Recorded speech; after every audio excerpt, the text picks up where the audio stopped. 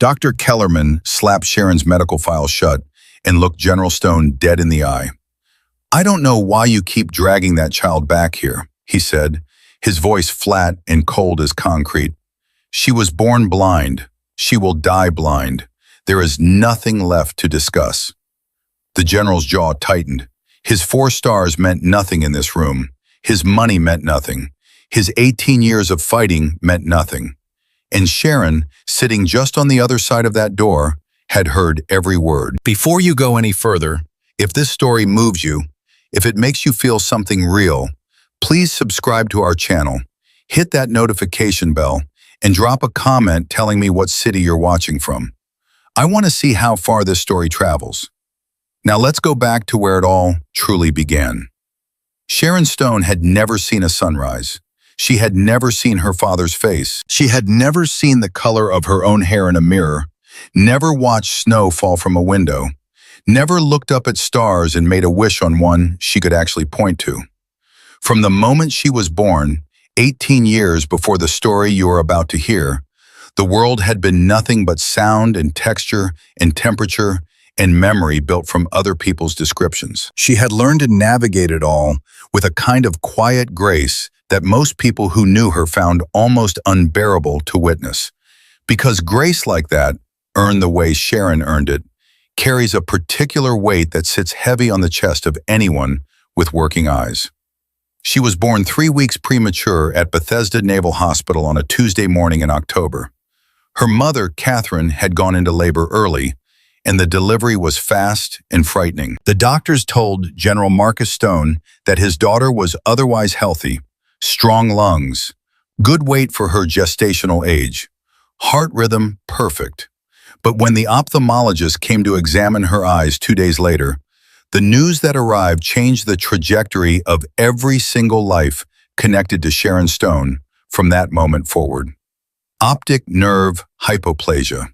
That was the diagnosis.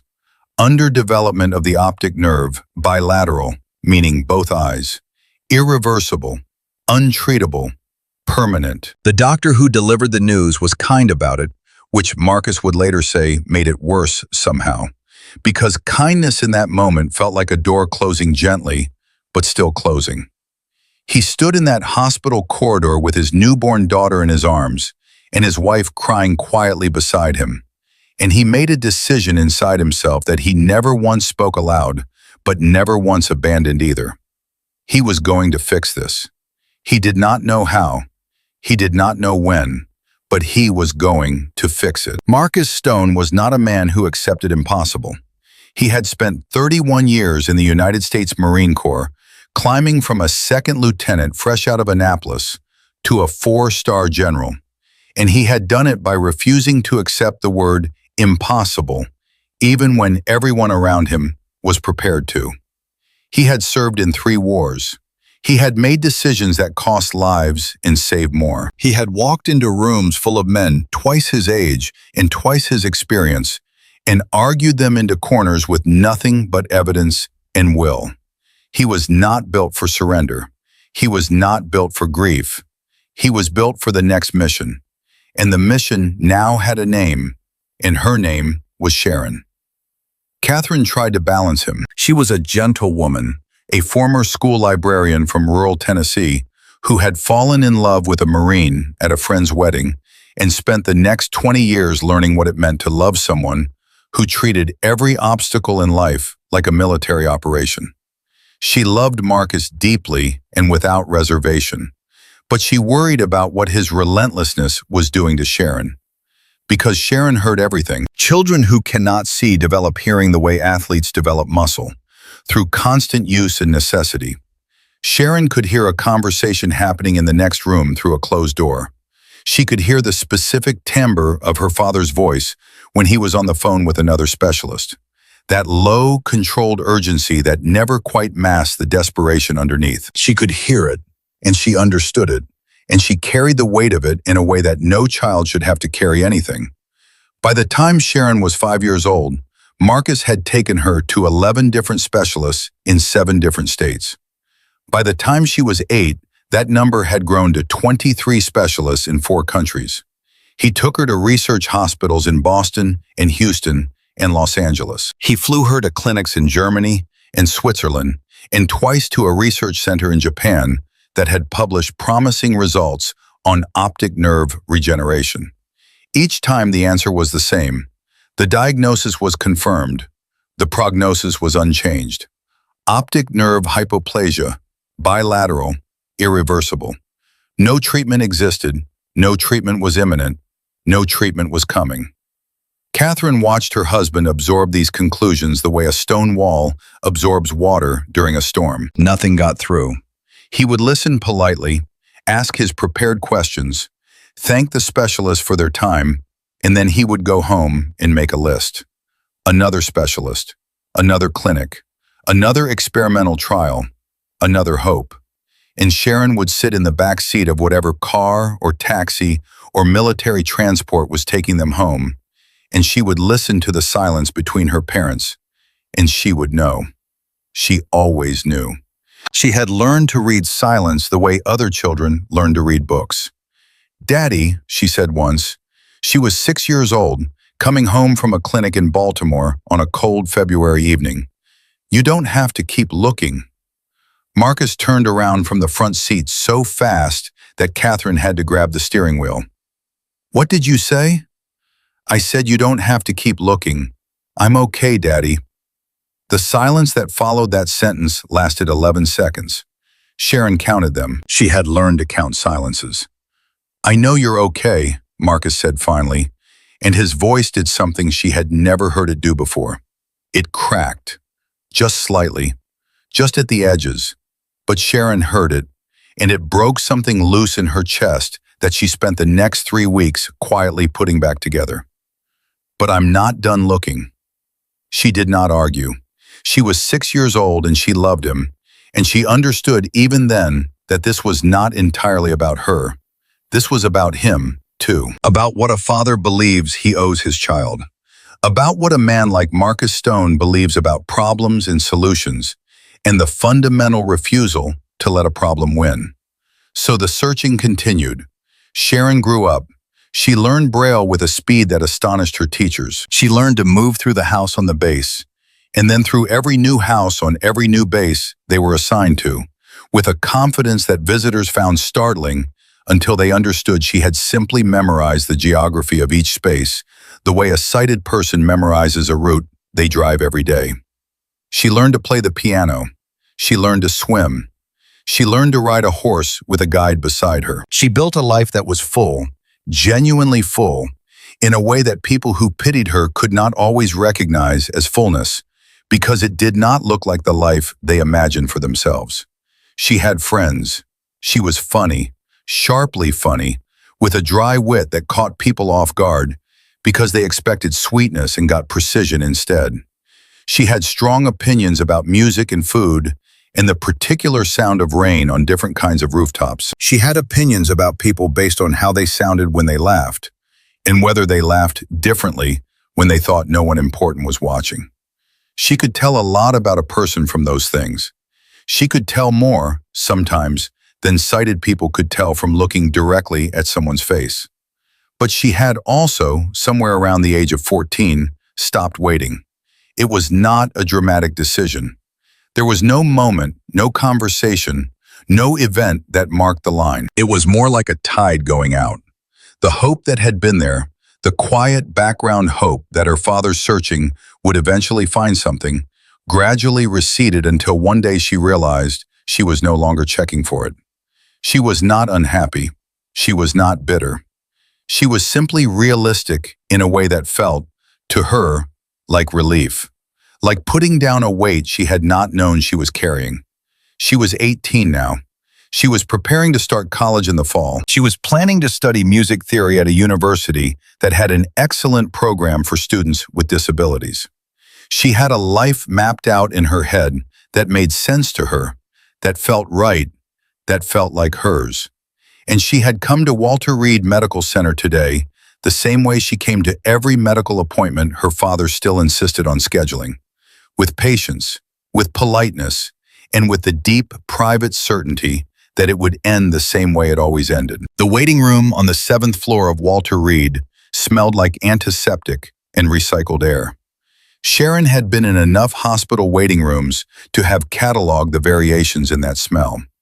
This one had something else underneath it, a faint trace of coffee from somewhere down the hall, and the specific acoustic quality of a large institutional space. The way voices got absorbed into the walls and ceilings without quite disappearing. She sat with her white cane resting against her knee and listened to the room arrange itself around her. Her father was beside her. She could hear him breathing. Marcus Stone in a waiting room breathed differently than Marcus Stone in the field, or Marcus Stone at the dinner table. In waiting rooms, he breathed with the tight, controlled evenness of a man holding something back. 18 years of waiting rooms, and he had never once learned to breathe normally in one. "You doing okay?" he asked. "I'm fine, Daddy. We shouldn't have to wait much longer. Dr. Kellerman said 9 o'clock. It's 9:14. He made a sound that was not quite a grunt. "I know." A door opened somewhere to their left. Footsteps, light and a little quick. The sound of someone who was new to the job and still moved through it with slightly more urgency than the seasoned staff. Then a voice, young, female, with a slight softness to the consonants that suggested she had grown up somewhere in the rural South. "Miss Stone, I'm Melinda Harris. I'll be helping you get settled in today." Sharon turned toward the voice. "Nice to meet you. And you must be General Stone." A brief pause. Sharon imagined the young woman extending her hand, perhaps slightly too quickly, then recalibrating. "It's an honor to meet you, sir." "Thank you," Marcus said. His voice had the automatic courtesy of a man who had been saluted tens of thousands of times and had learned to receive all forms of deference with the same even acknowledgement. "My daughter is the patient." "Of course," Melinda said, and there was something in her voice when she said it that Sharon noticed. Not offense, not embarrassment, something quieter than either of those things, a kind of attentiveness, as if she had filed the general's redirection away somewhere and was already thinking about what it meant. They were led to an examination room. Melinda got Sharon settled on the examination table, handing her things when she needed them, describing the room layout briefly and without being asked, which Sharon appreciated. Most medical staff either said nothing and left her to figure it out, or overcorrected into a kind of narration that felt patronizing. This young nurse found the middle with a naturalness that was either instinct or very good training. "Can I get you anything while you wait for Dr. Kellerman?" Melinda asked. "Water? Coffee?" The coffee's not terrible, which in a hospital basically means it's excellent. Sharon almost smiled. "Water would be great, thank you." "General Stone?" "Nothing for me." When Melinda left the room, Marcus exhaled. "She's new," he said quietly. "She's good," Sharon said. A short silence. "The new ones are usually the ones who still try," Sharon added, and she did not mean it as a rebuke to anyone. She meant it as an observation, because it was true, and because she had spent 18 years in rooms like this one, developing the ability to recognize when someone was actually present with her versus when someone was going through a practice motion. Melinda Harris was actually present. Sharon had felt it from the first sentence. Melinda came back with the water and then stood slightly to the side of the room, reviewing the file. Sharon could hear the pages turning. 1, 2, a pause. 3 pages. A longer pause. The faint sound of a page being turned back, reread. "This is quite a file," Melinda said, almost to herself. 18 years, Marcus said. "Yes, sir." Another page, another pause. "And the diagnosis has been consistent across all the consultations? Optic nerve hypoplasia, bilateral?" "Every single one," Marcus said, and Sharon heard it again, that tight edge in his voice, the one that had been there for 18 years, the one that sounded like a man who had been told the same thing so many times that the words had worn grooves into him. Melinda said nothing immediately. She turned another page, and then she was quiet in a way that felt different from the ordinary quiet of someone simply reading. This was the quiet of someone remembering something. Sharon had learned to recognize that quality of silence too. It had a particular texture, almost like a held breath. Then the door opened and Dr. Kellerman came in, and the texture of the room changed entirely. Dr. Richard Kellerman was 63 years old and had been the chief ophthalmologist at Walter Reed for 19 years. He was a distinguished man by any measure, respected in his field, published in journals, cited in textbooks.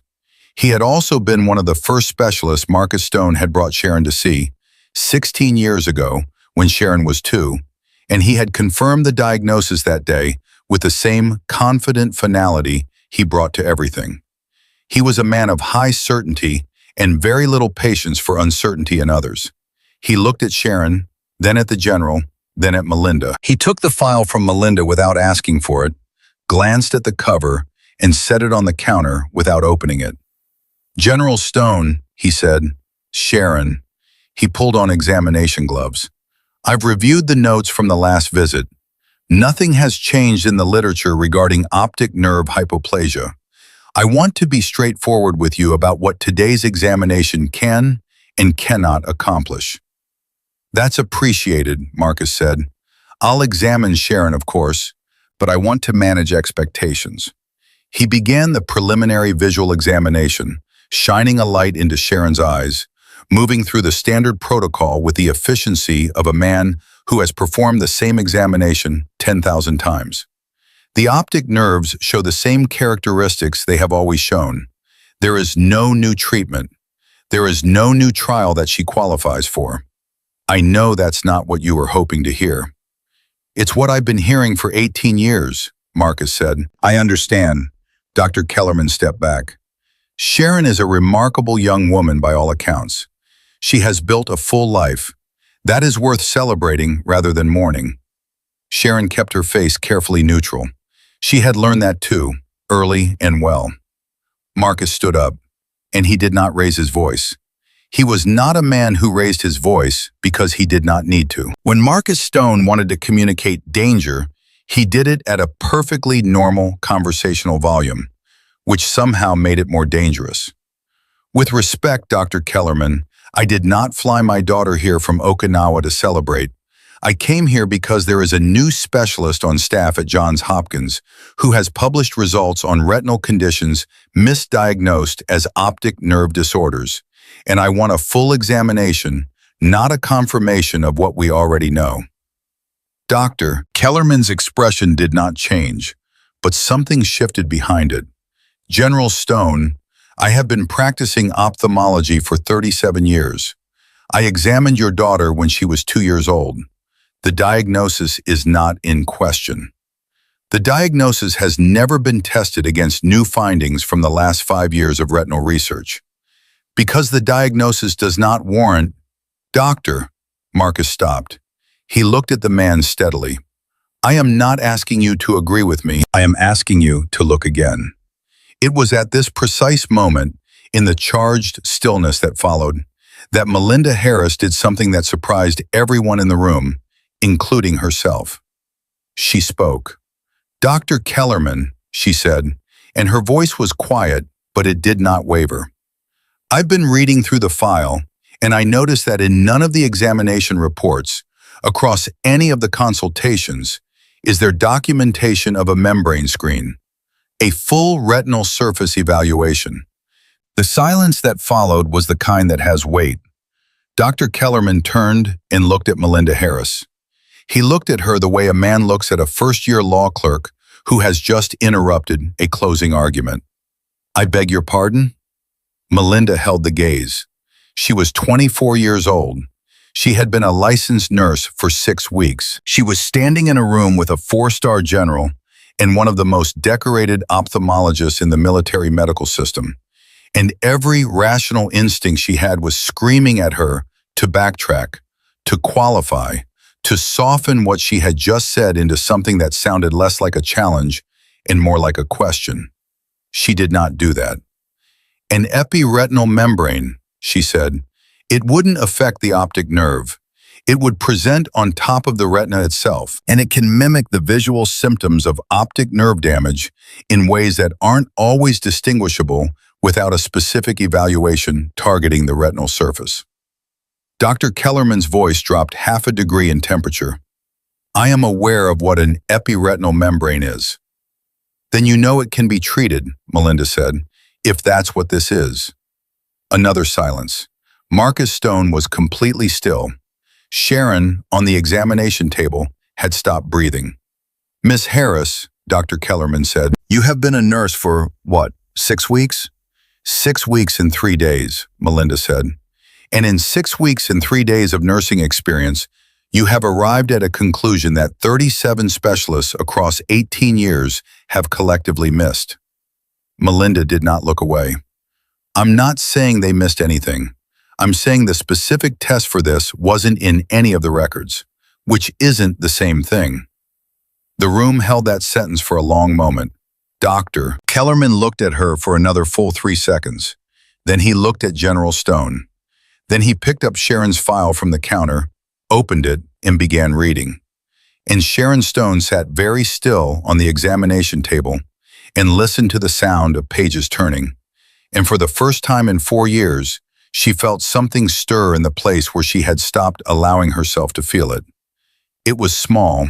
It was fragile. It was the exact size and shape of something she had promised herself she would never feel again. It was hope. The door didn't close softly behind Melinda Harris. It shut with a kind of controlled click that is somehow louder than a slam, because it means the person on the other side of it chose composure over feeling, and that choice cost something. Melinda stood in the hallway outside examination room 7 and pressed her back against the wall. Her hands were shaking. She looked down at them like they belonged to someone else, like she was surprised to find them at the ends of her own arms. She had not cried. She would not cry. But her throat was doing something complicated that she could not entirely stop, a tightening that started somewhere behind her sternum and worked its way up. And she stood there in that hallway and breathed through it, 1 count at a time. 6 weeks. She had been a nurse for 6 weeks. She had told herself every single morning of those 6 weeks that she would keep her head down, learn the rhythms of the ward, build trust slowly, the way you build anything that needs to last. She had told herself she was not ready to be bold yet. She had told herself she was not ready to be wrong yet. And then she had walked into that room and read that file and felt something shift inside her like tumblers in a lock. And every careful plan she had made for herself had evaporated in the space of 30 seconds. The question she could not stop turning over was simple and devastating. Was she right? Because if she was wrong, she had just accused one of the most decorated physicians in the military medical system of missing something fundamental over 18 years and 37 consultations. She had done it in front of a 4-star general. She had done it in front of his daughter, and she had done it with 6 weeks of experience behind her and nothing in her hands but a borrowed memory from her childhood and a feeling in her gut that she had not been able to outrun no matter how hard she tried. Was that enough? Was that even close to enough? She closed her eyes, and she saw her mother. Margaret Harris had practiced medicine in a town of 1,100 people in rural West Virginia for 32 years. She had done it out of a clinic that shared a building with the post office, with equipment that was outdated before she bought it, and a patient roster that covered 4 generations of the same families. She was not a specialist. She was not published. She had never presented at a conference or been cited in a journal. But she had known her patients the way only a small-town doctor can know them, completely, longitudinally, in the context of their whole lives. And that kind of knowing had made her see things that specialists sometimes missed, because specialists saw conditions, not people. The woman Melinda was remembering had been 41 years old. She had come to Margaret Harris complaining of progressive vision loss over 8 months. She had already been to an ophthalmologist in Charleston who had told her she had optic nerve degeneration, Likely hereditary, likely to continue. She had come to Margaret not for a second opinion, but because she trusted Margaret, and she needed someone to explain to her, in plain language, what the rest of her life was going to look like. Margaret had listened. Then she had examined the woman's eyes with the same small, handheld ophthalmoscope she kept in her coat pocket. The one Melinda had been fascinated by as a child. The one that looked like a silver pen with a little light at the tip. And she had seen something. A subtle shimmer on the surface of the retina. A texture that shouldn't have been there. She had referred the woman immediately to a different specialist in Pittsburgh. The specialist had confirmed it within 40 minutes of the first examination. An epiretinal membrane, bilateral, treatable. The woman had her surgery 8 weeks later and recovered 90% of her vision. Melinda had been 9 years old when it happened. She remembered sitting in the kitchen while her mother came home late from the clinic that evening, and her mother had sat down at the table and put her face in her hands. Not from grief, but from the complicated relief of having caught something in time. "You have to look at what's in front of you," her mother had said, not to Melinda specifically, more to the air in the kitchen. "You have to look at the actual thing in front of you, and not just at what you expect to see." Melinda had been 9 years old. She had not known then that she would carry that sentence for 15 years and into a hospital room in Washington, D.C., where a girl who had been told she was untreatable sat on an examination table and waited for the same answer she had always been given. She pushed off the wall. She was not going home. She walked back to the nurse's station at the end of the hallway and sat down in front of the workstation and pulled up every piece of research literature she could access through the hospital's database on epiretinal membranes in bilateral presentations. She worked fast, pulling abstracts, cross-referencing case studies, building the case the way her mother had always told her to build anything you need to stand behind. With evidence, not just feeling. Evidence first. Then you go back in with the feeling underneath it like a spine. She was 40 minutes into the research when the door to examination room 7 opened. She heard the footsteps before she looked up. Heavy, deliberate, the footsteps of a man who had made a decision and was moving toward its execution. She looked up and General Marcus Stone was walking toward her with his daughter beside him, Sharon's hand resting in the crook of his arm, and his face had the particular expression of a man who has spent 31 years deciding which hills to die on and has just identified one. "Miss Harris," he said. She stood up. "General Stone." He looked at her for a long moment. Not the way Kellerman had looked at her, not with dismissal, but with assessment. The way a commander looks at a soldier who has just done something unexpected and is trying to determine whether it was brave or reckless, and whether the distinction matters. "Walk with me," he said. They walked to the far end of the hallway, where a row of chairs sat against the wall beside a window. General Stone settled Sharon into one of the chairs, and then he remained standing, which meant Melinda remained standing, because something in his bearing made sitting feel incorrect without permission. "Tell me what you saw in that file," he said. Melinda took a breath. In all 18 years of documentation, across every consultation, there is no record of a retinal surface evaluation specifically targeting epiretinal membrane formation. Every examination documented is consistent with the workup for optic nerve hypoplasia, which makes sense because that was the diagnosis they were working from. But it means that if there is something on the surface of the retina, something independent of the optic nerve, it could have been present the entire time without ever being directly tested for. Marcus was quiet. She could hear him processing it. "An epiretinal membrane," he said slowly. "What is that exactly?" "It's a thin layer of fibrous tissue that can form on the surface of the retina. It's sometimes called a macular pucker. In mild cases, it causes distortion. In more severe or unusual presentations, particularly when it develops early in life, it can cause significant vision impairment that mimics other conditions." Mimics optic nerve damage. In some cases, yes. It's rare. It's not the first thing anyone would check for in a patient presenting with congenital blindness, but it's documented in the literature, and it's treatable. The word treatable fell between them like a stone into still water. Sharon, who had been sitting perfectly still with her hands folded in her lap, made a sound. It was very small, just the beginning of something, quickly stopped. Marcus looked at his daughter, then he looked back at Melinda. Why didn't any of them catch it? Because they were looking for confirmation of what they already knew, Melinda said. When a diagnosis is established and consistent across multiple consultations, you stop looking for alternatives. That's not negligence. That's just how diagnostic medicine works. You build on the existing consensus.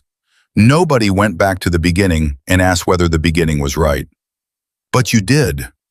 I read the file without knowing the history first. I didn't have a consensus to build on. I just saw what was there. Another silence. This one was different. This one had movement in it. What do you need? Marcus said. A retinal specialist willing to do a full surface evaluation. OCT imaging, optical coherence tomography. It's non-invasive.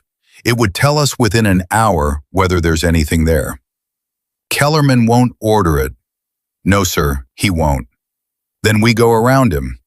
Melinda had not expected it to be that simple. She had braced herself for more resistance, more bureaucracy, more of the institutional friction that she had watched slow down patient care a dozen times already in 6 weeks.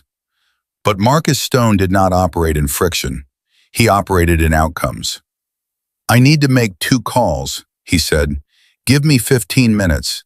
He walked away down the hallway with his phone already at his ear, and Melinda turned to find Sharon facing her direction with an expression that was hard to read because it was so carefully composed, like a room that had been tidied quickly before guests arrived. Can I ask you something? Sharon said. Of course. How sure are you? The question landed with its full weight. Melinda did not look away from it, did not soften it, did not give Sharon a number she didn't have. I think they're scared more often than they admit. Are you scared for me or scared for yourself? The question was quiet and precise, and it cut straight to the thing Melinda had been trying not to look at directly since she had first opened that file. She was 24 years old, and she had just put her career on the line, and she had done it for a girl she had met 40 minutes ago based on a memory from her childhood. The fear was not simple. It had more than one face. Both, Melinda said. Honestly, both. Sharon nodded slowly. Okay, she said. Okay, I can work with that. The next 32 minutes were the kind that compress when you try to recall them later, because they are dense with small movements and conversations that each carry more weight than they appear to. Marcus made his calls. Melinda printed out the 3 most relevant case studies from the database and organized them into a coherent summary. A hospital administrator named Garvey was located and brought to a small conference room on the 6th floor, where Marcus Stone laid out his request with the precision and the absolute calm of a man presenting a tactical brief. And Garvey, who had dealt with military officials before, but never quite with this specific calibration of quiet authority, agreed to authorize a consultation with the retinal imaging department before he had fully decided he was going to. What Garvey did not tell them, at least not immediately, was that the retinal imaging suite was currently under the jurisdiction of Dr. Kellerman's department. Melinda found that out 20 minutes later when she called down to imaging to schedule the appointment, and the technician told her with the careful neutrality of someone relaying a message they did not write, that Dr. Kellerman had left instructions that any retinal imaging request related to Sharon Stone was to be routed back through his office for authorization. She stared at the phone for 3 seconds after she hung it up. Then she walked back to the conference room and told General Stone. The expression on Marcus Stone's face when she relayed that information was not anger. It was something quieter and more absolute than anger. It was recognition. The recognition of a man who has encountered an obstacle and is now simply calculating the fastest route through it. He found out we went around him, Marcus said. Yes, sir, he did. How long ago did he leave those instructions? Melinda checked the timestamp the technician had given her. 18 minutes ago. Marcus looked at Administrator Garvey, who had stayed in the room and was now looking like a man who had agreed to hold one end of a rope and was only now realizing how much was hanging from the other end. Mr. Garvey, Marcus said, I need you to understand something. My daughter is 18 years old. She has been told her blindness is permanent and untreatable for her entire life. There is now a credible, documented medical basis to question that diagnosis. And a physician in this hospital is actively blocking the examination that would determine whether she has been suffering from a treatable condition for 18 years. That is the situation. I need you to decide right now how your hospital wants to handle that situation. Garvey opened his mouth. Then he closed it. Then he picked up his own phone and made a call. 15 minutes later, the authorization for retinal imaging came through a channel that bypassed Kellerman's department entirely, routed through the hospital's chief of staff office. Garvey had not done it happily, but he had done it. When Melinda walked back down the hallway toward Sharon, she had the authorization form in her hand, and her heart was beating at a rate that she was fairly certain was not medically optimal for someone whose job it was to monitor other people's vital signs. Sharon heard her coming. She always heard people coming. Well, Sharon said. We have the imaging appointment, Melinda said. 40 minutes. Sharon was quiet for a moment. Then she said very quietly, What happens if you're wrong? Then I'm wrong, and we know for certain, and that's worth something too. And what happens if you're right? Melinda sat down in the chair beside her. She thought about her mother in the kitchen with her face in her hands. She thought about the woman in West Virginia who had gotten 90% of her vision back and had reportedly driven herself to the clinic afterward just to prove she could. She thought about the files she had read this morning, all those pages, all those years, all those experts who had looked at the same thing and seen the same answer and never once thought to ask whether the question itself was the problem. If I'm right, Melinda said, then your life changes in a way that nothing in the last 18 years has been able to change it. Sharon turned her face slightly, the way she did when she was listening most carefully. Say that again, she said. If I'm right, Sharon, you might see. The word see hung in the air between them, and neither of them spoke for a long time after it. Not because there was nothing to say, but because some words, when they are said out loud to the right person at the right moment, need the silence around them the way a flame needs oxygen. They need room to breathe. They need room to become real. It was Sharon who finally broke the silence, and when she did, her voice was so steady and so controlled that Melinda felt the effort behind it like a physical thing. I stopped hoping for that a long time ago, Sharon said. I know. I built my whole life around not hoping for that. I know. So if you're wrong, I know, Melinda said again, and she meant all 3 times she had said it, completely and without qualification. She knew what was at stake. She knew what it cost a person to open a door they had spent years learning to live without. She knew that what she was asking Sharon to do was not a small thing, was not a simple thing, was not a thing that could be undone if it turned out to be nothing. She knew all of it, and she had still said what she said in that examination room, and she would say it again. I'm not asking you to hope, Melinda said. I'm asking you to let me take the test. That's all. Just the test. Sharon was still for another moment. Then she nodded. Once. Small. Final. Okay, she said. Let's take the test. Down the corridor, a door opened. The sound of hard-soled shoes on linoleum, moving fast, moving toward them. Melinda looked up. It was one of the floor nurses, a woman named Patricia who had been at Walter Reed for 11 years and had the expression of someone delivering a message she did not want to carry. Miss Harris, Patricia said, Dr. Kellerman is requesting your presence in his office. Immediately. Melinda looked at her. Then she looked at Sharon. Then she looked at the authorization form in her hand. Tell him I'll be there after the imaging appointment, she said. Patricia blinked. He said immediately, I heard him, Melinda said. Tell him after the appointment. Patricia looked at the form, looked at Melinda, made the calculation that people make when they are caught between two forces they cannot fully evaluate. Then she turned and walked back down the corridor. Melinda stood up. Sharon, are you ready? Sharon rose from the chair, reached for Melinda's arm with the practiced ease of someone who had been navigating the world by touch for 18 years, and they walked together toward the elevator. Marcus fell into step beside them. Nobody spoke. But inside the elevator, as the doors closed, Marcus Stone reached out and briefly, just for a second, put his hand over Melinda's. Not romantically, not dramatically, the way a general acknowledges a soldier who has done something that required more courage than anyone else in the room was prepared to spend. Melinda kept her eyes forward. The elevator descended, and somewhere in the imaging suite, 2 floors below, a machine was waiting that was about to look at Sharon Stone's eyes in a way that no one had looked at them in 18 years, and asked the question that should have been asked at the very beginning. Was the diagnosis right? Or had everyone, for 18 years, been looking at the wrong thing?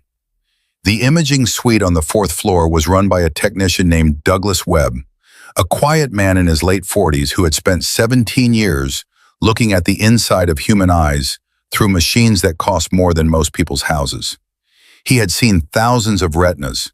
He had seen conditions so rare they had been written up in journals with his name in the acknowledgments section. He was not a man who was easily surprised by what he found, or by who sent him patients, or by the circumstances under which those patients arrived. He was, however, mildly surprised when a 4-star general, a blind 18-year-old girl, and a nurse who looked like she had recently survived something walked into his suite 20 minutes ahead of their scheduled appointment time with an authorization form signed by the Chief of Staff's office and expressions that collectively suggested the stakes of this particular scan were significantly higher than average.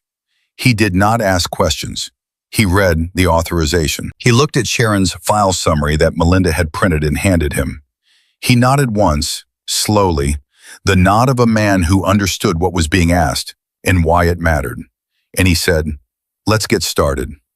The OCT machine, the optical coherence tomography scanner, worked by sending pulses of light into the eye and measuring how those pulses bounce back, building a cross-sectional image of the retinal layers with a resolution that older equipment couldn't approach. It was non-invasive, painless, and it produced images that could reveal structures and textures that a standard ophthalmoscope examination might miss entirely, especially in cases where the examining physician was not specifically looking for them. Douglas positioned Sharon carefully, explaining each step before he did it with a matter-of-factness that Sharon responded to immediately. He did not treat her blindness as an obstacle or an inconvenience. He simply accounted for it in the way he gave instructions. And Sharon followed those instructions with the same quiet precision she brought to everything. And within 4 minutes, she was settled, and the scan had begun. Marcus stood against the wall with his arms crossed. He had the stillness of a man who has learned to wait in conditions far more uncomfortable than this. But his jaw was set in a way that Melinda recognized by now as the Marcus Stone version of barely contained tension. Melinda stood beside the workstation and watched the images begin to populate on the monitor. She was not a retinal imaging specialist. She could not read an OCT scan with the fluency of someone trained in it. But she did not need to read it fluently. She only needed to see what she was already looking for. She saw it in the first image of the right eye. It was subtle. It was not the dramatic, obvious finding that dramatic medical stories usually deliver. It was a slight irregularity in the innermost layer of the retina, a texture that was not quite right, a surface that did not lie flat the way a healthy retinal surface lay flat. It was the kind of thing that if you were not looking for it specifically, if you were looking instead at the optic nerve, as every examiner for 18 years had been looking, you could scan right past it without registering it at all. Melinda's hand gripped the edge of the workstation. Douglas Webb leaned forward toward the monitor. His expression changed, just slightly, but she saw it.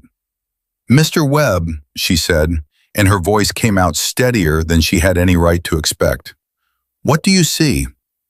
Douglas did not answer immediately. He adjusted the parameters of the scan, pulled up the left eye image, studied both side by side. Then he sat back in his chair and was quiet for a moment that lasted approximately 7 seconds and felt approximately 7 minutes long. "I see something on the retinal surface," he said carefully. "Both eyes. It's thin, irregular distribution, consistent with epiretinal membrane formation." He paused. "Early onset, which would account for it being this developed without obvious peripheral symptoms that would have flagged it in a standard examination." The room went completely silent. Then Marcus Stone unfolded his arms and took one step forward. Just one. "Say that again," he said. "There is tissue on the surface of your daughter's retinas, General. In both eyes. It shouldn't be there." Douglas turned in his chair to face Marcus fully. "This is not optic nerve hypoplasia." Marcus Stone made a sound. It was not a word. It was not a name. It was the sound a man makes when something he has been carrying for 18 years suddenly shifts in his hands, and he is not yet sure if he is dropping it or if someone is finally taking some of the weight. It was raw and brief, and he stopped it immediately. The way a man like Marcus stops things that threaten his composure, with the sheer force of 31 years of training. But it had been there. It had been real, and everyone in the room had heard it. Sharon was still in position in front of the machine. Her hands were in her lap. Her face was turned slightly toward the sound of her father's voice. "Daddy," she said softly. "I'm here," he said. His voice was back under control. Almost. "I'm right here, baby." Melinda realized her eyes were stinging. She blinked it back hard. This was not her moment to fall apart. This was her moment to stay functional, because there was still a great deal of work left to do, and at least one very powerful obstacle still standing between this scan result and any actual treatment. "Mr. Webb," she said, "is this treatable?" "That's not my call to make. I can tell you what I see. The rest requires a surgeon." He was already printing the images, but epiretinal membranes are, in straightforward cases, surgically addressable.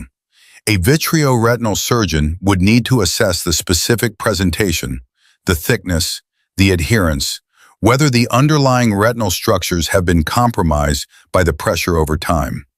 He handed Melinda the printed images. "This needs to go to a specialist, today." "It will," Melinda said. "Thank you." She took the images and turned around and found Marcus already on his phone. She caught fragments, the name of a hospital, a request for a specific surgeon, the unmistakable tone of a man who was not asking. She looked at Sharon, who was sitting completely still with her hands folded and her head slightly bowed.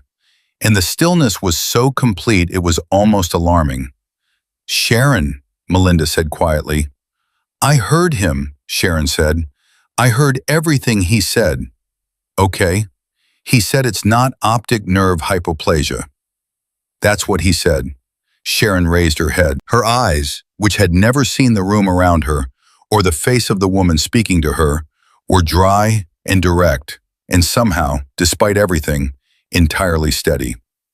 "Melinda," she said, "how long have I had this?" The question was so quiet and so precise that it hit harder than a shout would have, because it was not really a question about a timeline. It was a question about 18 years, about every specialist, about every consultation, about every morning her father had woken up and made another call to another clinic, about every night Sharon had lain in the dark that was indistinguishable from every other dark and told herself that the hoping was done and the life she had was enough. "I don't know," Melinda said honestly, "but we're going to find out." Sharon nodded.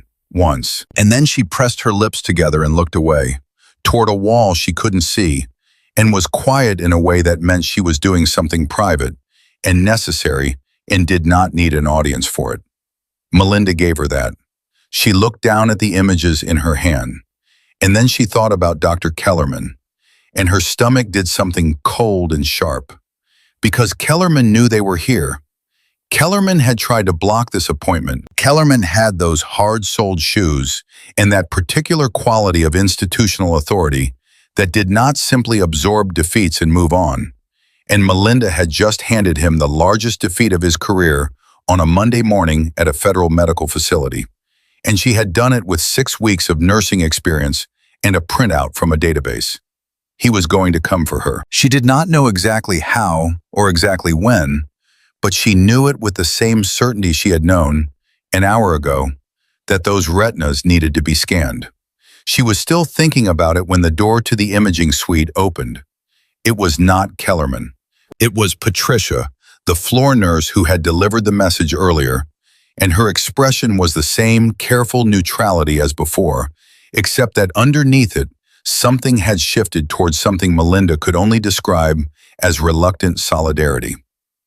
"Dr. Kellerman has filed a formal complaint," Patricia said, "against you. He submitted it to hospital administration 20 minutes ago." Melinda heard Marcus end his phone call.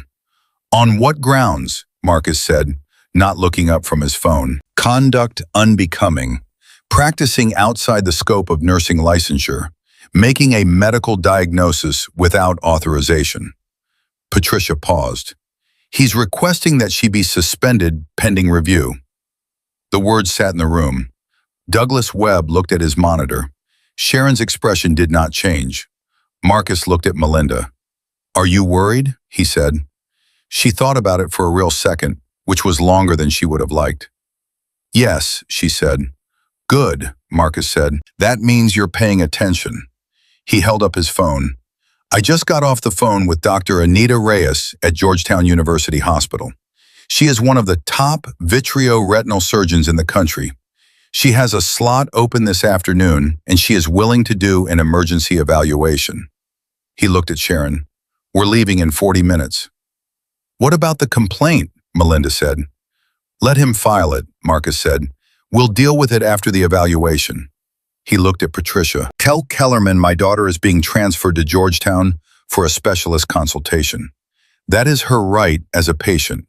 And tell him that if anyone attempts to interfere with that transfer, I will be on the phone with the Secretary of the Navy before they finish the sentence." Patricia blinked. Then she left. Melinda exhaled slowly through her nose. 40 minutes.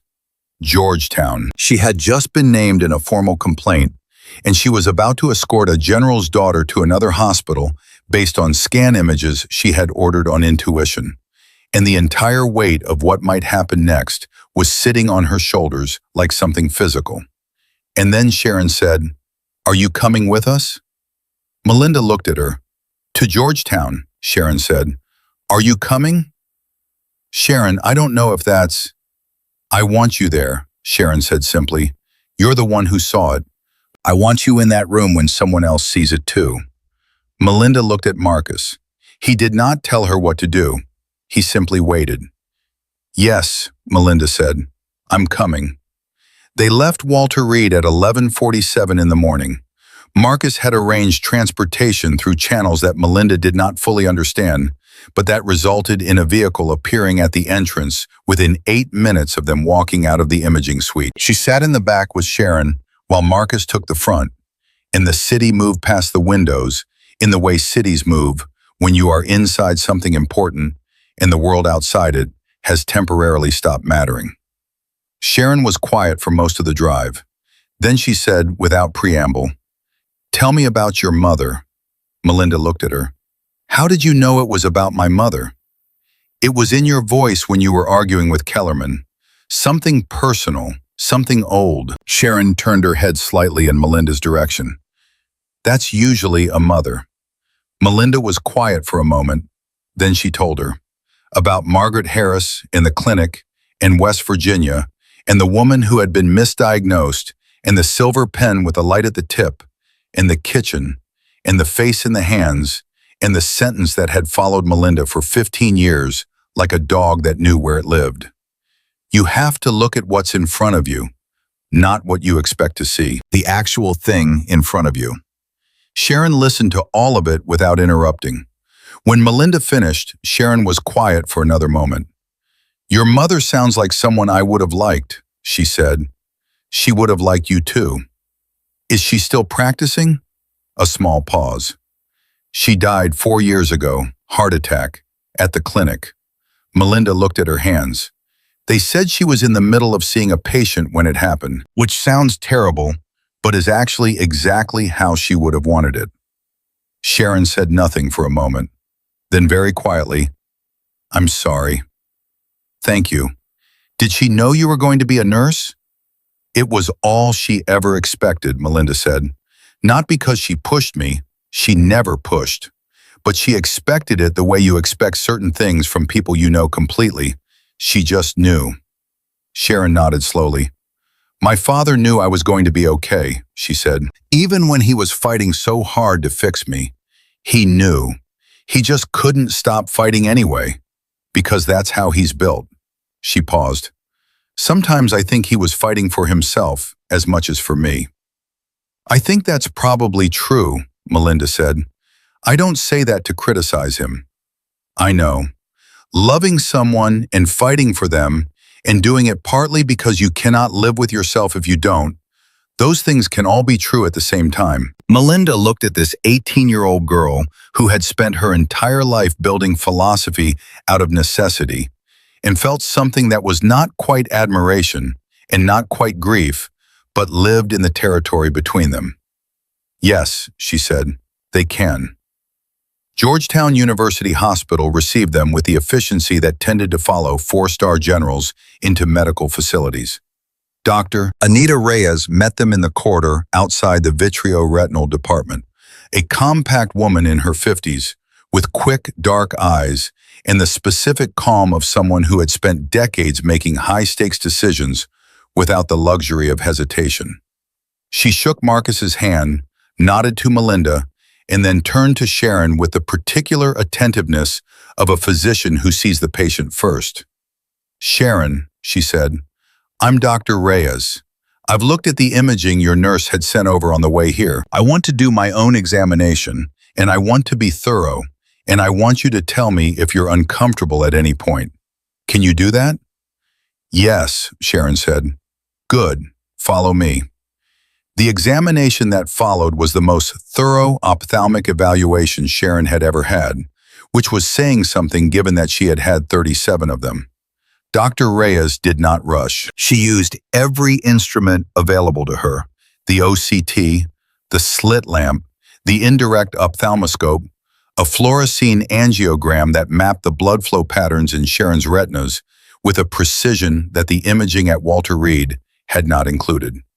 She worked in near silence except for the instructions she gave Sharon and the occasional request to Douglas Webb's equivalent here, a technician named Carla, who handed her things without needing to be asked twice.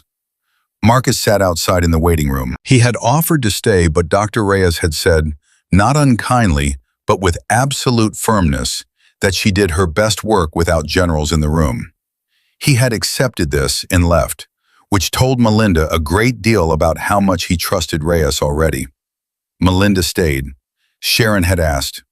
Reyes had allowed it. She stood against the far wall and watched and stayed entirely quiet because she understood that her role in this room was not to speak. The examination took 51 minutes. When it was done, Dr. Reyes removed her gloves, set down her instruments, and stood for a moment looking at Sharon with an expression that Melinda could not fully read, which frightened her more than an expression she could have read and interpreted badly. Then Reyes said, Sharon, I'm going to step out for a moment and speak with your father. I'll be right back. Tell me first, Sharon said. Reyes paused. Excuse me? Whatever you're going to tell him, tell me first. This is my body. This is my life. Whatever the answer is, I want to hear it in this room before it goes anywhere else. The silence had the quality of a test. Reyes looked at Sharon for a long moment. Then she pulled a stool over and sat down so that she and Sharon were at the same level. And she folded her hands and she spoke.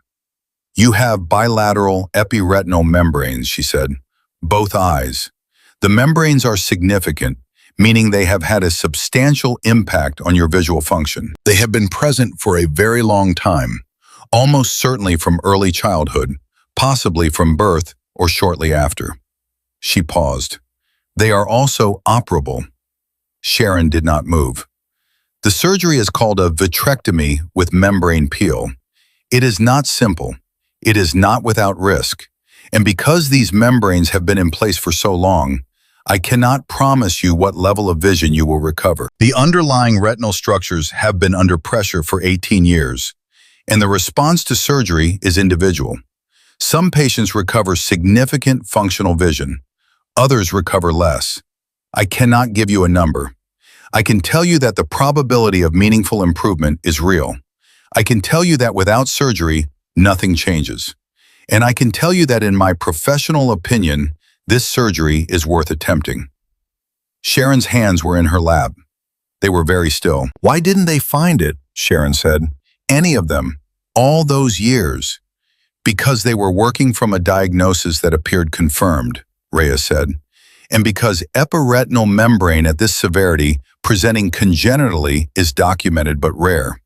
And because, she paused, and something in her expression shifted slightly, became something that in another person might have been called regret.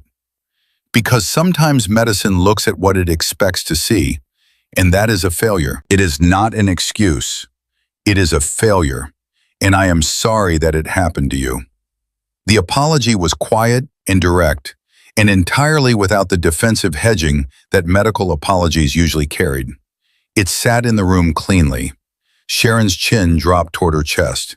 She breathed in. She breathed out. She breathed in again. And then she raised her head, and her voice, when it came, was completely steady and completely undone at the same time, which is a thing that seems impossible until you hear it. Can we do it? She said. The surgery. Yes, Reyes said. As soon as we can schedule it. I would want to move quickly given how long this has already waited. How quickly? I have an OR opening Thursday. Thursday was 3 days away. Sharon Stone pressed her lips together one time. She nodded. Once. The same small, final nod that Melinda had seen that morning in the hallway at Walter Reed. The nod of a person who has made a decision from somewhere so deep inside themselves that it barely shows on the surface. Thursday, Sharon said. Okay. Reyes stood. I'll get your father. She walked out and the door swung closed behind her, and for 30 seconds it was just Sharon and Melinda in the examination room, and neither of them said anything, and neither of them needed to. Melinda was still against the wall. Sharon was still on the stool. The space between them was full of everything the last 4 hours had contained, and Melinda felt the weight of it in her chest and her throat and behind her eyes, and she held all of it steady because Sharon was still holding herself steady, and Melinda was not going to be the first one to stop. Then the door opened and Marcus Stone walked in, and the moment he came through that door and heard Sharon say, simply, "Daddy, they found it," he stopped walking. He stood completely still in the doorway. And then Marcus Stone, 4-star general, 31 years of service, a man who had made decisions under fire that most people could not conceive of making, took 3 steps into that room and put both arms around his daughter and held on with the particular desperation of a man who has been holding something back for 18 years and has just, finally, been given permission to let it go. Sharon held him back. Her hands gripped the back of his jacket. Neither of them made a sound. Melinda looked at the wall, then at the floor. Then she looked at her hands again, still slightly unsteady at the fingertips, still carrying the remnants of the morning's adrenaline. She thought about her mother.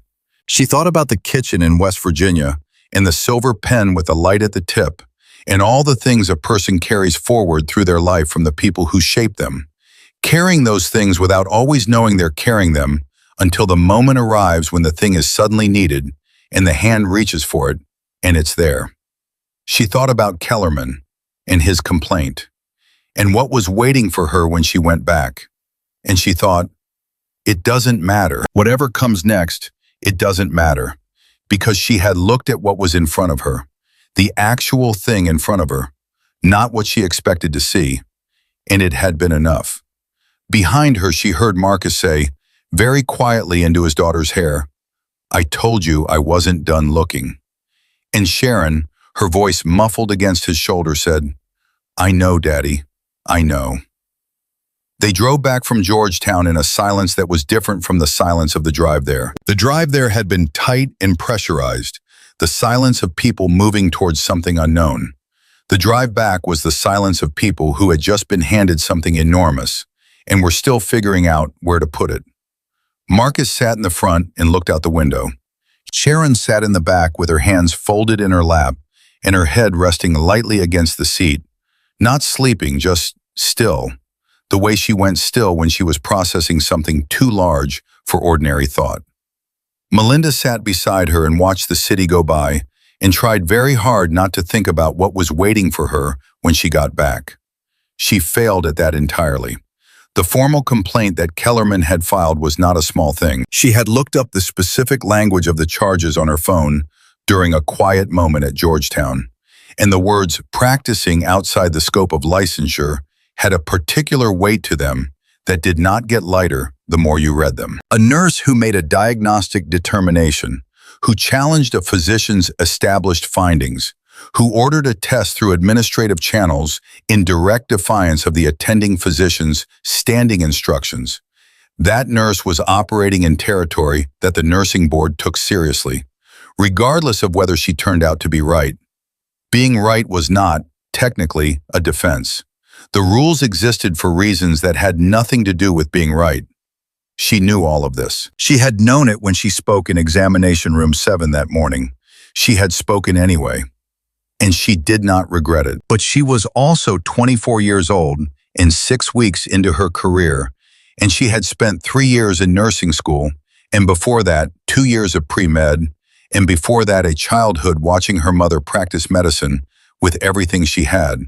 And all of that was now sitting on the line, while a man who had grabbed her arm and thrown her out of a room decided what to do with his wounded authority. Her phone buzzed. She looked at it. It was a message from a number she did not recognize, and the message was 3 words. "Call me. Urgent." She looked at it for a moment, then she called the number. It rang twice, then a woman's voice answered, low and professional and slightly clipped in the way of someone who was accustomed to conversations that needed to move quickly. "Miss Harris, my name is Colonel Janet Sue. I'm the chief nursing officer at Walter Reed. I need you back in this building in the next 30 minutes. Melinda's hand tightened on the phone. "I'm on my way back now." "I'm aware. I've been briefed on the situation." A brief pause. "I want you to understand something before you walk in here. The complaint that Dr. Kellerman filed is currently being reviewed. That review process is standard, and it will take the time it takes. What is not standard is the way this morning's events unfolded. And I have some questions for you that I need answered directly before I can determine how to proceed." "I'll answer anything you want to ask," Melinda said. "I know you will," Colonel Sue said. "That's why I'm calling you instead of letting the process run without you." Another pause, shorter. "Miss Harris, in your professional assessment, based on what you saw this morning at Georgetown, did you make the right call?" The question was so direct, it almost knocked the breath out of her. She had been prepared for administrative language, for procedural framing, for the kind of conversation that dances around the actual question for 20 minutes before arriving at it sideways. She had not been prepared for the actual question, asked plainly, from someone with the authority to act on the answer. "Yes," Melinda said, "I made the right call." Silence on the line. Then, "Good. I'll see you when you get here." The call ended. Melinda lowered the phone. Sharon had been listening. Sharon always listened. "The right call," she said quietly. "Yeah. You said it like you meant it." "I did mean it." Sharon turned her head slightly. "You were scared when you said it." "I'm still scared," Melinda said, "but it doesn't change the answer."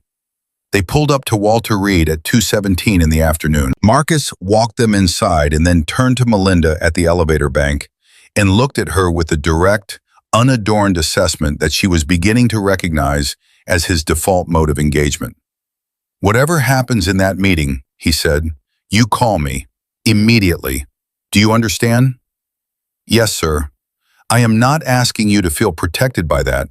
I am telling you that you have someone in your corner who does not lose." He held her gaze for one more second. "You did good work today, Miss Harris. You did exactly the right work." Melinda nodded. She did not trust her voice for anything more elaborate. She rode the elevator up alone. Colonel Janet Sue's office was on the 5th floor, and it looked like the office of a woman who had not wasted a single professional day of her life. Every surface was organized. Every document had a place. There were no decorative items that did not serve a function, and the two chairs across from the desk were positioned at exactly the angle of a room that had hosted 1,000 difficult conversations and had been arranged accordingly. Colonel Sue herself was 51, with a particular upright posture of someone who had come up through military medical service and had learned early that posture was a form of communication. She stood when Melinda came in, which was either courtesy or a way of establishing that she was not confined to one side of this desk, and she gestured to the chair across from her without ceremony. "Sit down," she said. "This is going to go faster if we don't spend time on preamble." Melinda sat. "Dr. Kellerman filed his complaint at 11:03 this morning," Sue said, sitting now herself, a folder open in front of her. "It names you specifically. The charges are 1. Making a clinical diagnosis without physician authorization. 2. Ordering diagnostic testing outside your nursing scope without direct physician order. 3. Conduct disruptive to patient care operations." She looked up. "You have heard these charges?" "I have. Do you dispute any of them factually?" Melinda considered the question with the seriousness it deserved. "I dispute the framing," she said. "I raised an observation. I flagged a gap in the diagnostic record. I did not diagnose. What I said in examination room 7 was that there was no documented membrane evaluation in 18 years of records. That is a factual statement about what was or was not in a file. In the imaging authorization, I provided information to a family member of the patient who then pursued authorization through legitimate administrative channels. I did not order the test. The test was authorized by the Chief of Staff's office." Sue looked at her steadily. "You are making a careful distinction. It's an accurate distinction. It may also be a useful one." Sue closed the folder. "Here is what I know as of 2 o'clock this afternoon. Dr. Reyes at Georgetown has submitted a formal finding to this hospital documenting that Sharon Stone has bilateral epiretinal membranes, a treatable condition, that was not identified in 18 years of examination here or at any other facility consulted during that time. That finding is now part of the official medical record." She paused. "Dr. Kellerman has been informed of that finding." "How did he respond?" Melinda asked. Sue's expression did not change, but something in it settled into a particular flatness. "He is contesting the finding. He is arguing that the Georgetown evaluation does not negate the original diagnosis, and that the two conditions may be concurrent rather than one being a misdiagnosis of the other." Melinda stared. "He's saying she might have both. He is saying that the original diagnosis was not necessarily wrong simply because a second condition was identified." The logic of it hit Melinda like cold water. It was not irrational. It was even theoretically possible. A patient could have optic nerve hypoplasia and an epiretinal membrane at the same time. The two conditions were not mutually exclusive. And if Kellerman argued that successfully, it meant the surgery might improve Sharon's vision to some degree, but would not constitute proof that the original diagnosis had been incorrect, which meant the complaint against Melinda could still move forward, which meant her career could still be in danger even if the surgery worked. "That's why he waited," Melinda said slowly. He didn't file the complaint immediately. He waited until he knew what Georgetown found, and then he adjusted his argument so that the finding couldn't be used against him. Sue looked at her. That is a serious allegation about a colleague's intentions. Is it wrong? A silence. Sue looked down at the folder. I cannot speak to anyone's intentions, she said carefully. What I can tell you is that the review process will take 10 to 14 business days, and during that time, you remain on active duty with standard restrictions. You will not enter Dr. Kellerman's department, and you will not have contact with Sharon Stone as a patient of this facility. She paused. The second restriction is irrelevant, given that the family has elected to transfer Sharon's care to Georgetown, which they did at approximately 1:30 this afternoon. Formally and completely. Melinda absorbed this. What happens if the surgery is successful? If Dr. Reyes restores Sharon's vision, then the nature of this review changes considerably, Sue said. A successful vitrectomy producing measurable visual recovery would represent strong clinical evidence that the epiretinal membrane was the primary causative factor in Sharon's blindness. That is a different conversation than the one we are having today. And if the surgery is only partially successful, or if there is underlying optic nerve damage that limits recovery? Sue looked at her directly. Then it becomes more complicated, and the complaint proceeds on its current trajectory. She folded her hands. Miss Harris, I am going to say something to you that I would not say in any official record of this conversation. I have read your file. I have spoken to your nursing school supervisors and to the 2 attending physicians who have worked with you over the past 6 weeks. Every single account describes a nurse with exceptional clinical instinct, strong patient awareness, and a commitment to getting it right that occasionally outpaces her institutional comfort level. She paused. That last quality will either define your career or end it, depending on how the next several years go. I hope you understand that. I do, Melinda said. Good, Sue stood, which meant the meeting was over. Thursday is the surgery. Whatever happens Thursday determines a great deal, for Sharon Stone, and for you. Melinda stood. She held out her hand. Sue shook it with the firm brevity of a woman who shook hands the way she did everything else, purposefully and without excess. Melinda walked out of the office and down the hallway and did not stop until she reached the stairwell, where she sat on a step and put her face in her hands and breathed for approximately 90 seconds. Not crying, just breathing. The way her mother had breathed in that kitchen in West Virginia, in that specific way of someone who has held something together under pressure for long enough that the release, even the partial release, even just the permission to stop holding for a minute, feels like something structural shifting. She breathed. She counted. She put it back together. Then she stood up and called Marcus Stone. He answered on the first ring. She told him everything, all of it, including Kellerman's revised argument about concurrent diagnoses, including the 10 to 14 business day review, including what Sue had said about Thursday determining everything. She told it straight without editorializing, because that was how Marcus received information best, and she had figured that out about him early. When she finished, Marcus was quiet for 3 seconds. He's protecting himself, Marcus said.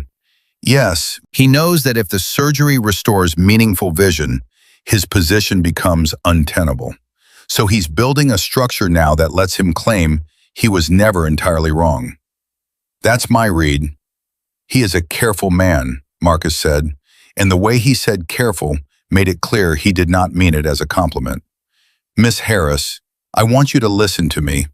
Dr. Reyes has already spoken to 2 additional vitreoretinal specialists who reviewed the imaging from Walter Reed and from Georgetown. Both have submitted written opinions stating that the membrane presentation is severe enough that it is the most likely primary cause of Sharon's visual impairment, not a concurrent secondary condition. Those opinions are now part of Sharon's medical record at Georgetown. He paused. I did not make those calls after our meeting today. I made them this morning, while we were still in the imaging suite. Melinda went still. You made those calls this morning. I have been doing this for 18 years, Marcus said quietly. I know what it looks like when someone is about to try to run the clock out on my daughter. She sat with that for a moment. This man who had carried the weight of a wrong diagnosis for 18 years, who had been told no by every specialist in every system and every institutional wall he had run into, had walked into that imaging suite this morning already thinking 3 moves ahead. He had not been waiting for results to protect his daughter. He had been building protection before the results were in, because that was what he had learned to do in 18 years of fighting a war that nobody else was fighting with him. Why didn't you tell me? She asked. Because you didn't need to know. You needed to focus on the scan. A pause. You did your job, Miss Harris. Let me do mine. Wednesday came between Tuesday and Thursday the way all middle days come in a crisis, which is to say it was both endless and invisible. Melinda worked her shift, stayed out of Kellerman's wing, saw her patients, charted her notes, and carried Thursday around inside her chest like a stone. She had not spoken to Sharon since leaving Georgetown Tuesday afternoon because the restriction was in place and she respected it even though it sat badly. She had sent a message through Marcus, just 3 words, thinking of you, and Marcus had relayed Sharon's response, which was also 3 words, don't be scared. She was scared anyway. She thought Sharon probably knew that. Thursday morning at 6:47, Melinda's phone lit up with a text from Marcus. It said, surgery started, on time. She read it standing in the break room at Walter Reed with a cup of coffee she hadn't tasted yet and felt the stone in her chest shift position. Surgery for epiretinal membranes, a vitrectomy with membrane peel on both eyes, was not brief. Dr. Reyes had explained the timeline to Marcus on Wednesday. The procedure required meticulous microsurgical work, removing tissue layer by layer from the surface of a retina using instruments smaller than anything most people had held in their hands. And any urgency was measured in the steadiness of the surgeon's hands, not the speed of them. It would take time. There was no faster version of it that didn't carry catastrophic risk. Melinda knew all of this. She had read everything available on the procedure on Wednesday night until 2 in the morning, which had not helped her sleep but had made the knowledge feel more like something she was carrying with her and less like something happening to someone else in a room she couldn't see. At 9:15, another text. First eye done. Reyes says, good structural response. Melinda read it 4 times. Good structural response. She did not know exactly what that meant in the specific context of Sharon's case, because the language of surgical reports was its own discipline, and she was not trained in it. But she knew enough to know that good was not a word surgeons use carelessly. At 11:40, a third text. Both eyes done, Sharon in recovery. Reyes wants to talk to us at 1, and then nothing for an hour and 19 minutes. Which was the longest hour and 19 minutes Melinda could remember living through, including several that had occurred during her nursing board examinations. At 1:08, her phone rang. It was Marcus. She's awake, he said. How is she? She's awake, he said again, and his voice did the thing it had done briefly in the imaging suite on Tuesday, that fractured edge. Except this time, he did not stop it. He let it stay. And Melinda understood from that alone that he was not in a hallway this time. He was somewhere private, somewhere he had allowed himself to be a person instead of a general for a minute. Marcus, she said, and she used his name without the rank for the first time without thinking about it. Tell me. Reyes says the membranes were fully removed, both eyes. The underlying retinal architecture is, her word was, compromised. 18 years of pressure does damage that cannot be entirely undone, but she says there is activity, there is response. His voice caught again, and this time he let it catch and kept talking through it. She held her hand up in front of Sharon's face. Sharon is still heavily bandaged from surgery, but Reyes held up her hand 2 inches from Sharon's face, and she asked her if she could see anything at all, and Sharon said she could see something. She couldn't say what it was, but she saw something, Melinda. After 18 years, she saw something. Melinda sat down. She happened to be standing in the break room again, and she sat down in the nearest chair and put her free hand flat on the table and breathed, and did not try to hold any of it back this time. Something. After 18 years, Sharon Stone had seen something. It was not a number. It was not a measurement. It was not a guarantee. It was one word, and it was the most important word either of them had said in 3 days. Because the word something, in the context of a girl who had seen nothing for 18 years, was not a small word. It was not a modest word. It was the beginning of an entirely different life. Reyes says the next 72 hours are critical, Marcus continued. The eyes need to stabilize. The inflammation needs to resolve. The real evaluation of what Sharon can see won't happen until the bandages come off and the swelling goes down, which is 48 hours minimum. He paused. But she saw something. She saw something, Melinda repeated. I need you to hear me say thank you, Marcus said. I need you to actually hear it, because I am not a man who says it often, and I am saying it now with everything I have. Melinda pressed her lips together. She was not going to cry on the phone with a 4-star general. She was absolutely not going to do that. I heard it, she said. I heard you. Good. He cleared his throat. The general was coming back. She could hear it happening. Now, regarding the review, I have spoken to the hospital's legal counsel this morning. I have also spoken to 2 members of the medical review board. The opinions from the Georgetown specialists are in the record. Reyes's surgical notes are in the record. When Sharon's bandages come off and we have a visual acuity assessment, those results will be submitted to the review board. He paused. Kellerman filed a complaint against a nurse who he believed had endangered a patient. The record will show she saved one. That is a different complaint. It will not survive. You don't know that yet, Melinda said. No, he said, but I know what I know, and I know what you are, and those 2 things are enough for me to be certain. She thought about saying something. She had several things she could have said. She chose instead to sit with the quiet for a moment, in the break room at Walter Reed with the cold coffee and the fluorescent lights and the sounds of a hospital going about its business around her, and let herself feel, fully and without managing it, the things she had not let herself feel since Tuesday morning in examination room 7, when she had first looked at that file and felt the tumblers turn. She had been right. Not right in the small sense, not right the way you are right about a restaurant recommendation or a weather forecast. Right in the way that matters, in the way that reaches 18 years into a life and changes its direction.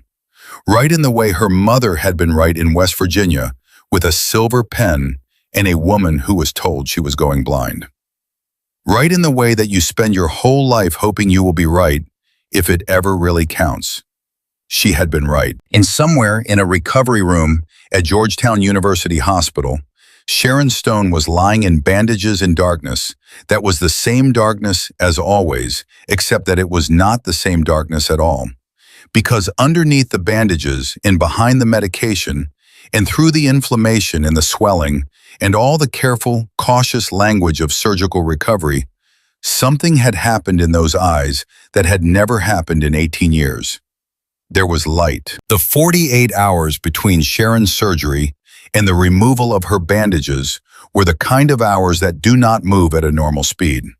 They stretched and compressed in ways that had nothing to do with clocks. Marcus Stone did not leave Georgetown. He slept in a chair beside his daughter's bed the first night, which was not comfortable and which he did not mention to anyone, and Sharon knew he was there because she could hear his breathing, and because his breathing in that chair was different from his breathing in every other room she had ever shared with him. It was slower. It was the breathing of a man who had finally, after 18 years, allowed himself to rest. Sharon did not sleep easily. The medication helped with the physical discomfort, but her mind would not settle. She lay in the dark that was the same dark it had always been, and she thought about the word something. The thing she had told Dr. Reyes she could see through the bandages immediately after surgery. A shape, a suggestion of light and shadow. So faint, she had almost not said it, had almost decided she was imagining it, had almost kept it to herself because 18 years of darkness teaches a person to be very careful about what they let themselves believe. But she had said it. She had said it because Melinda Harris had taught her something in the course of 3 days that she had not expected to learn from a 24-year-old rookie nurse. On Friday morning, her father brought her coffee, and she held the cup in both hands and felt the warmth of it travel up through her palms. And she thought about how she had always experienced warmth that way, through her hands, through her skin, through sound and texture, and the particular quality of air in different rooms, and how in approximately 6 hours that might not be the only way she experienced the world anymore. The thought was so large she could not hold it steadily. It kept slipping at the edges. "You're quiet," Marcus said. "I'm thinking." "About what?" "About what I'm going to see first," she said. "If I can see. When they take these off." Marcus was silent for a moment, then, "What do you want to see first?" She thought about it seriously. "Your face," she said. "I want to see your face. I've been building it in my head for 18 years from every description anyone ever gave me, and from the sound of your voice and the way you take up space in a room. I want to see if I got it right." Marcus made the sound again, the one from the imaging suite on Tuesday, the one he couldn't fully stop. "Okay," he said roughly. "Okay." At 9:47 on Friday morning, Dr. Reyes came into the room with 2 members of her surgical team and the quiet efficiency of someone who understood that what was about to happen in this room was both a medical procedure and something that did not have a medical category. She checked Sharon's vitals. She asked her standard questions about pain levels and discomfort and sensitivity. She explained again, clearly and without false promise, that the visual outcome would not be fully known today, that what they were assessing was initial function, that recovery of vision after long-term membrane compression was a process measured in weeks and months, not hours. Sharon listened to all of it and nodded at the right moments, and understood every word and was ready. "Are you ready?" Reyes asked. "Take them off," Sharon said. The removal of the bandages was not dramatic in the way that dramatic things usually announce themselves. Reyes worked carefully, one layer at a time, and the room was very quiet, and Marcus stood at the foot of the bed with his arms at his sides and his jaw set and his eyes on his daughter's face. The last layer came away. Sharon's eyes were closed underneath. Reyes said, "When you're ready, open your eyes slowly. Don't force it. Let them adjust." Sharon opened her eyes. For 3 seconds, nothing happened. She blinked. The light in the room hit her unprepared retinas, and her eyes watered immediately, and she flinched back slightly, turning her face away from the overhead light. Reyes adjusted the room lighting with a word to her team, dimming it quickly, and Sharon turned her face back.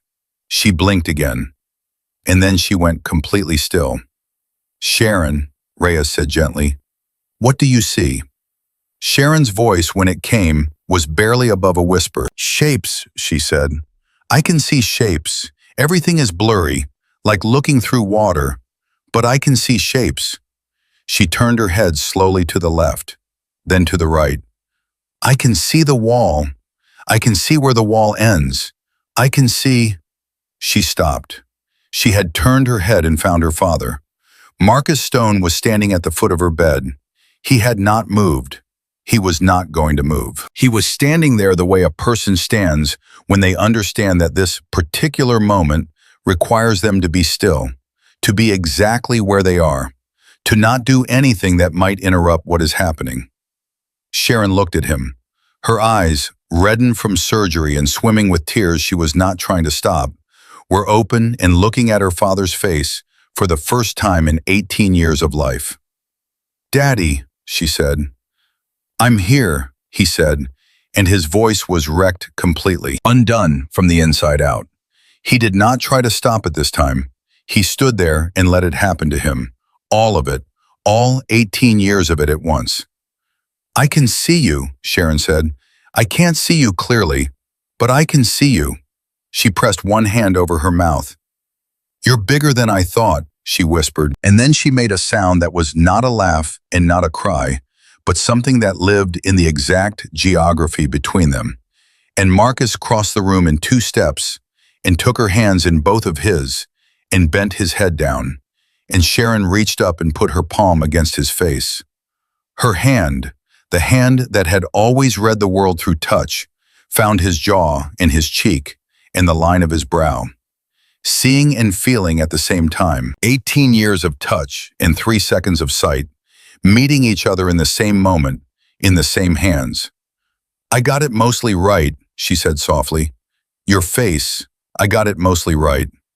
Marcus pressed his forehead against her hand and did not speak. Dr. Reyes gave them the time.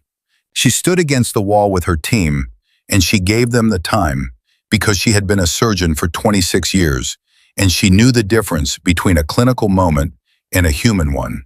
And she knew that the human ones required a different kind of patience. When Marcus finally straightened and stepped back, his eyes were red and his posture was, despite everything, still the posture of a general. But it was the posture of a general who had just won the war that mattered most. And he wore it differently than he wore the other kind of victory. He wore it like relief, like the first full breath after a very long time of not being able to breathe all the way down. Reyes stepped forward and conducted a careful visual acuity assessment. She held up fingers. She asked Sharon to track movement. She used a low contrast chart and a high contrast chart and made quiet notes that she did not share immediately. When she was done, she sat beside the bed and looked at Sharon directly. "Your central vision is limited," she said. "The 18 years of membrane pressure caused some scarring on the macular tissue that we cannot reverse surgically. What you have now, this blurry, shape-based vision, is not the ceiling. It will improve as the inflammation resolves over the coming weeks. How much it improves depends on factors that take time to reveal themselves." She paused. "But you are not blind, Sharon. You are not going to be blind. What you have now is vision. Imperfect, developing, real vision. And it is going to get better." Sharon absorbed every word. "How much better?" "My best estimate, based on the surgical outcome and your retinal response, is that you will reach somewhere between 40 and 60% of normal visual acuity. Enough to see faces clearly, enough to read large print, enough to navigate the world with your eyes open." Reyes paused. "You will likely always need some assistance for fine detail work, but the life you could not see before, Sharon, you are going to be able to see." The silence that followed that sentence was the fullest silence Melinda Harris had ever been part of. She was standing in the doorway. She had arrived at Georgetown at 9:15, had waited outside the room during the examination, and had been waved in quietly by one of Reyes's team members at some point during the assessment without fully registering when. She was standing in the doorway with her hands at her sides, and she was watching Sharon Stone process the information that her life had just fundamentally changed, and she felt the full weight of the last 4 days pressing against the back of her chest. Sharon turned her head toward the doorway. She could not see Melinda clearly, not yet, not from that distance with that level of acuity, but she turned toward her with the same precision she had always used when she located people by sound, and she said, "Is that Melinda?" "It's me," Melinda said. Sharon held out her hand.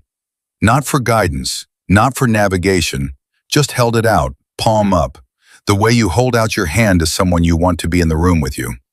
Melinda crossed to her. She took the hand. Sharon's grip was firm and immediate. "I want to see you," Sharon said. "Come closer." Melinda sat on the edge of the bed and leaned forward, close enough that Sharon's limited vision could resolve her into something more than a shape. Sharon looked at her, really looked, for a long time without speaking. "You're younger than I thought," Sharon said finally. I'm 24. I know, but you sound older. You sound like someone who has been carrying things for a long time. She squeezed Melinda's hand. You have your mother's eyes. Melinda stopped breathing for a second. You've never seen my mother. No, Sharon said, but you've been carrying her in your voice this whole time. It made sense that it would be in your face too. She looked at Melinda steadily, with those imperfect, blurry, entirely real eyes. She would be proud of you. The sentence arrived without warning and hit somewhere Melinda had not known was unguarded. She pressed her lips together hard. She was not going to cry in this room. She had not cried in examination room 7, and she had not cried in the stairwell, and she had not cried on the phone with Marcus on Thursday, and she was not going to cry now. She blinked. Once, twice, held it all at the waterline. Thank you, she said. Her voice was steady. Just barely, but steady. The twist that Melinda had not seen coming arrived 40 minutes later, when Marcus Stone received a call from the Walter Reed Review Board. He stepped out of the room to take it. Melinda waited. Sharon waited, her hand still loosely holding Melinda's, listening to the one-sided conversation through the closed door, the way she had always listened to everything, with her whole body, her whole attention. Marcus came back into the room with an expression that Melinda could not immediately categorize. It was not the expression of good news, exactly, but it was not the expression of bad news either. It was the expression of a man who has received information that is both satisfying and complicated, and who has not yet decided how much of the satisfaction he is willing to show. The review board has dropped all 3 charges, he said. Melinda exhaled, long and slow. Kellerman withdrew the complaint, Marcus continued, 40 minutes ago, before the board could complete its review. He paused. He also submitted his resignation from Walter Reed, effective at the end of the month. The room absorbed that. Melinda had not expected the resignation. She had expected the complaint to be dismissed. She had believed Marcus when he said it would not survive. But the resignation was something else. It was Kellerman, on his own, without being forced to by formal process, deciding that he could not continue in the position he was in. Perhaps he had looked at the record of what had happened this week and understood what it said about him. Perhaps the surgical outcome had been, for a man of his professional pride, simply too much to absorb and remain in the same institution where it had occurred. She did not know his interior. She would probably never know it, but he had stepped back from the fight, and that meant something. Is he okay? Sharon asked quietly. Both Melinda and Marcus looked at her. Kellerman, Sharon said, I know what he did. I know how he treated Melinda, but he spent 37 years thinking he had the right answer about my eyes. That has to be a very hard thing to find out you got wrong. She paused. I'm not excusing it. I just want to know if he's okay. Melinda looked at this 18-year-old girl who could barely see the room around her and had just had her entire life altered in the space of 4 days, and who was asking whether the man who had fought to prevent that change was okay. She thought about grace, about the real kind, the earned kind, the kind that Sharon Stone had been building quietly in the dark for 18 years without knowing she was building it. I don't know, Melinda said honestly, but I think that's a generous question from you. It's not generosity, Sharon said. It's just true. Things can be wrong and still complicated. People can do wrong things and still be complicated. She looked in Melinda's direction. You know that. That's why you were scared when you were right. Melinda said nothing, because Sharon was right and there was nothing to add to it. Marcus sat down in the chair beside the bed, not the careful, controlled sitting of a man managing his appearance. He sat the way tired people sit when they have been holding something up for a very long time and have finally been allowed to set it down. He sat with all of himself. He looked at his daughter, who could now look back at him with imperfect, real, developing eyes, and he said nothing for a long moment. Then he said, I called the specialist in Tokyo this morning. Sharon turned to him. The one from the research center? Yes, the one we went to when you were 11. I wanted to tell him personally. Marcus looked at his hands. He cried. On the phone. This man who told us there was no answer, he cried. He looked up. I didn't know what to do with that. You said thank you, Sharon said. I said thank you. That was right. 3 weeks later, Melinda Harris stood in the lobby of Georgetown University Hospital and waited. She was not on duty. She was not there in any official capacity. She was there because Marcus had texted her that morning with 3 words, vision assessment today, and she had gotten in her car without thinking about it twice. Sharon came out of the elevator with her father beside her and a white cane that she was using less and less, and a pair of glasses that Dr. Reyes had prescribed the week before for the visual acuity correction that could be helped optically. She walked through the lobby and she was looking at things, not scanning with sound and motion the way she had always done. Looking. At the front desk, at the doors, at the people moving through the space. She saw Melinda before Melinda spoke. Melinda, she said, from 20 feet away, using her eyes. Melinda raised her hand. Hey! Sharon crossed to her. They stood face to face, and Sharon looked at her clearly, more clearly than she had been able to in the hospital room 2.5 weeks ago. And whatever she saw seemed to satisfy something she had been building toward, because her expression settled into the particular quiet that Melinda had come to recognize as Sharon Stone, at peace. 62%, Sharon said. What? My visual acuity, 62% of normal. Reyes said it might still improve slightly over the next 6 months. She smiled. I can read, medium print. I can see faces from across a room. I can see colors. Melinda, I can see the color of things. She stopped for a moment, not because she had run out of things to say, but because some of them needed to be handled carefully. I saw a photograph of my mother this morning for the first time. Melinda went still. My father keeps one in his wallet, Sharon continued. He never told me that. He just keeps it. He showed me this morning before we came here. Her voice was steady and entirely real. She had kind eyes, my mother. I always thought she would from the way my father talked about her. And she did. Melinda nodded. She could not speak for a moment. I know you're going to be a great nurse, Sharon said. I know that completely, not because of what you found in my file, but because of how you found it, because you looked at what was actually in front of you without deciding first what you were going to see. She reached out and put her hand briefly on Melinda's arm. That's the rarest thing there is in a person. Don't let anyone take it from you. Melinda covered Sharon's hand with hers. I won't, she said. Marcus Stone stepped forward. He looked at Melinda the same way he had looked at her in the elevator at Walter Reed, with that brief, deliberate, total acknowledgement. He did not say a great deal. He was not built for a great deal when it came to things this size. But he said what he meant, and he meant what he said. And in this he had never been anything other than exactly himself. My daughter can see, he said, because you looked.